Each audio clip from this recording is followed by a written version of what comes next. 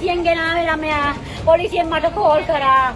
ඒ පාර මං අපි එනකොට ලෙඩාගෙන ආලා කිසි අමාරුවක් තියන්නේ නැtei කියලා කිව්වා. මං කිව්වා මගේ පුතා මේ මං ආවා. දොස්තරට ළඟට ගෙනිච්චා. මං කිව්වා පුතාට අමාරුයි බලන්න බැලුවේ නෑ. බැලුවේ නෑ අමාරු නෑ කිය තියන් හිටියා. කටින් පුතත් කිව්වා මගේ පුතාට අමාරුයි. මගේ පුතාට පුතත් කිව්වා මට අමාරුයි ડોක්ටර් කියලා. බැලුවේ නෑ. ලෙඩා අමාරු වැඩිකමට බැහැලා ගිහිල්ලා ගෙනාපු ඇම්බියුලන්ස් එකටම කියලා ඊයේ ගෙනත් තියෙන්නේ. අද උදේ බැහැලා ගිහිල්ලා කියලා තියෙනවා මට අමාරුයි මං රෝහණ හොස්පිටල් එකට හරි කෝපරේටිව් ප්‍රයිවට් හොස්පිටල් එකට දාන්න කියලා. දැන් මේගොල්ලෝ පොයින්ට් එකක් අල්ලලා දෙන එක ලෙඩා බැහැලා ගියා කියලා. ලෙඩා බැහැලා ගියේ අමාරු හින්දා. ලෙඩාට තේරුණා වැරෙන්නේ නෙවෙයි කියලා ඒක ලෙඩා බලයට ගියේ. එළි වෙනකම්ම කෑ ගැව්වා එළි වෙනකම් කෑ ගැව්වා කිසිම බෙහෙතක් දුන්නේ නැහැ. අන්තිමට බැහැලා ගියා මාව කම්පලන් කියලා මේ රූට් වට්ටක ඉඳාපන් කොමුන් බෙහෙත් දෙන්න තියෙනවා. මම කිව්වා.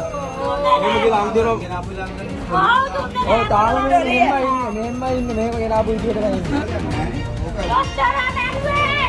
උදාකෝ දෙයක් කරේ නෑ. උන්න කටින් කිව්වා අමාරුයි කියලා.